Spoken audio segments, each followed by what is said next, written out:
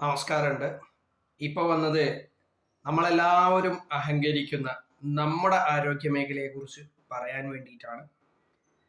വർഷങ്ങൾക്ക് മുൻപ് നമ്മുടെ ആരോഗ്യ മേഖല നമ്പർ 1 തന്നെയായിരുന്നു, സംശയമൊന്നുമില്ല.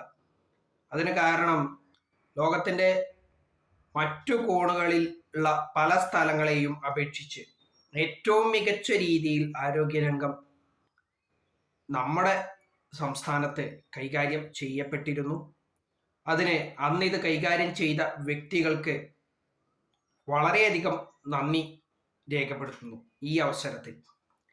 എന്നാൽ ഇന്നത്തെ കേരളത്തിൻ്റെ ആരോഗ്യ മേഖലയുടെ അവസ്ഥ ഒട്ടും നല്ലതല്ല. നമ്മുടെ ആരോഗ്യമന്ത്രി തള്ളിമറിക്കുന്നത് പോലെയൊന്നുമല്ല കാര്യങ്ങൾ.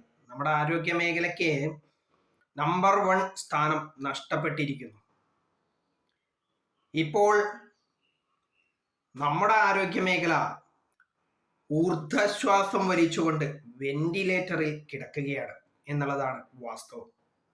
ഒട്ടും വൈകാതെ അത് മോർച്ചറിയിലേക്ക് മാറ്റപ്പെടും.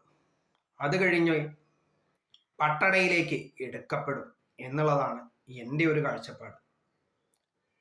അതിന് തക്ക രീതിയിലാണ് ആരോഗ്യ മേഖല ഇപ്പോൾ പ്രവർത്തിക്കുന്നത്. അതുകൊണ്ട് തന്നെ ഇത് സംഭവിക്കാനുള്ള സാധ്യത വളരെ കൂടുതലാണ്.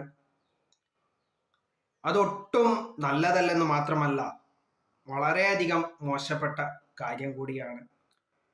എന്തു തന്നെയായാലും നമുക്ക് നമ്മുടെ ആരോഗ്യ മേഖലയെ സംരക്ഷിച്ചേ പറ്റുള്ളൂ. അതിനെ പട്ടടയിലേക്ക് എടുക്കാതിരിക്കാനുള്ള എല്ലാ നടപടികളും വേണ്ടപ്പെട്ട ആളുകൾ കൈക്കൊള്ളണമെന്ന് വിനീതമായി ഈ അവസരത്തിൽ അഭ്യർത്ഥിക്കുന്നു.